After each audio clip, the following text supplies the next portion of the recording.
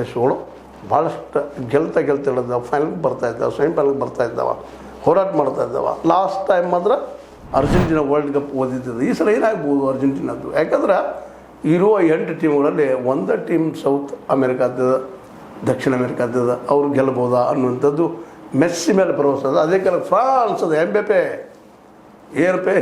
ಅನ್ನುವಂಥ ಅದ್ಭುತ ಆಟಗಾರ, ಕಪ್ಪು ವಜ್ರ, ಭಾಳ ಸುಂದರವಾಗಿ ಆಡುವಂಥ ಆಟಗಾರ.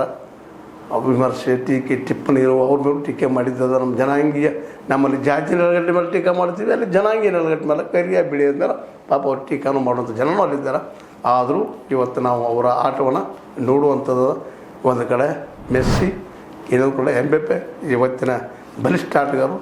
ಈ 2 ಟೀಮ್ಗಳಲ್ಲಿ ಯಾರಾದರೂ ಫೈನಲ್ಗೆ ಬರ್ಬೋದಾ, ಗೆಲ್ಲಬೋದಾ ಫೈನಲನ್ನು ನೋಡು. ನೀನು ಮುಂದಿನ 3-4 ನಿಮಿಷದಲ್ಲಿ ಗೊತ್ತಾಗ್ಬಿಡೋದು, ಕ್ಲಿಯರ್ ಆಗ್ತದೆ. ಇವತ್ತು ನಾಳೆ 2 ದಿನದಲ್ಲಿ ಸೆಮಿಫೈನಲ್ಗೆ ಯಾರು ಅನ್ನೋದು ಕ್ಲಿಯರ್ ಆಗ್ತದೆ. ಮೋಸ್ಟ್ಲಿ ಅರ್ಜೆಂಟೀನಾ ಗೆದ್ದರೆ ಅಟ್ಲೀಸ್ಟ್ ಸೆಮಿಫೈನಲ್ ತನಕ ಬರ್ತಪ್ಪ ಸೌತ್ ಅಮೇರಿಕಾ ಅನ್ನೋಂಥದ್ದು ಆಗ್ತದೆ.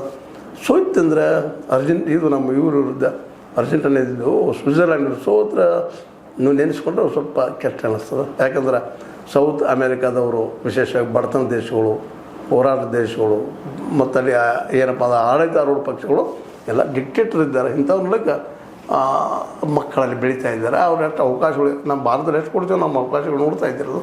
ಏನೋ ಇತ್ತೀಚೆಗೆ ಸ್ವಲ್ಪ IPL ಮಾಡಿದ್ರಿಂದಾಗಿ ಭಾಳಷ್ಟು ಹುಡುಗರು ತಯಾರಾಗ್ತಾಯಿದ್ದಾರೆ, ದುಡ್ಡು ಸಿಗ್ತದಂತೆ.